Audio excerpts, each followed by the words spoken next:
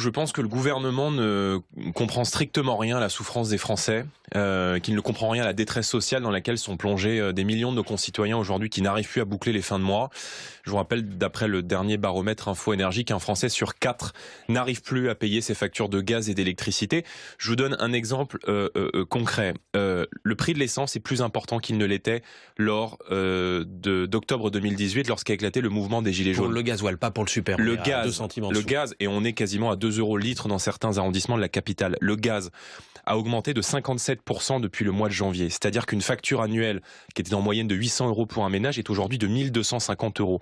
Et le gouvernement vient devant les Français pour nous expliquer que, alors même que 60% du prix de l'essence et de l'énergie en matière générale, une grande partie du prix de l'énergie sont des taxes, il va leur fournir un chèque dérisoire de 100 €, un spéculoos de 100 € entre décembre et février. Ah oui, c'est un spéculoos. 4 milliards. Entre 4 milliards d'euros d'argent public pour aider les Français à payer les taxes sur l'essence.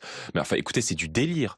C'est du délire. Ce que nous proposons, nous, est une baisse immédiate de la TVA de 20% à 5,5%, de décréter l'ensemble des produits énergétiques, le fioul, le gaz, les carburants, l'électricité comme des produits de première nécessité. Mettez-vous à la place des automobilistes qui font des dizaines de kilomètres par jour, parce que contrairement à ce que pense une grande partie des gens qui nous dirigent, les Français ont besoin de leur voiture pour aller travailler, pour emmener les enfants à l'école, pour aller faire les courses, pour aller récupérer les enfants le soir à l'école. C'est parfois dans de la ruralité plusieurs dizaines de kilomètres par jour.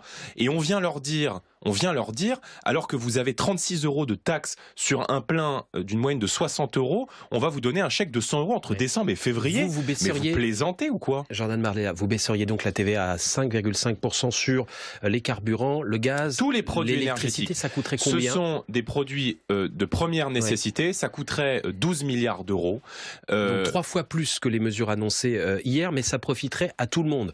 Ceux qui utilisent leur voiture tous les jours pour aller travailler, mais ceux qui l'utilisent que pour leur loisir, par exemple aussi. Ça profiterait à tout le monde. Quels que soient les revenus. Parce que ce que subissent aujourd'hui les Français en matière énergétique est un véritable braquage. 60% du prix de l'essence sont des taxes. C'est une folie, c'est une double peine. Et on paye même des taxes sur les taxes, puisqu'on paye de la TVA sur la TICPE, qui est la principale taxe sur l'énergie. C'est une baisse temporaire que vous prenez, ou c'est une baisse sur le long terme de la TVA? C'est une baisse sur le long terme. C'est une baisse sur le long terme. Nous proposons... C'est-à-dire que 12 milliards, on enlève 12 milliards au budget de l'État. Souvenez-vous, pendant le confinement, les stations essence sont restées ouvertes. Elles sont restées ouvertes parce qu'elles étaient considérées comme des produits de première nécessité. Donc, elles doivent continuer de l'être.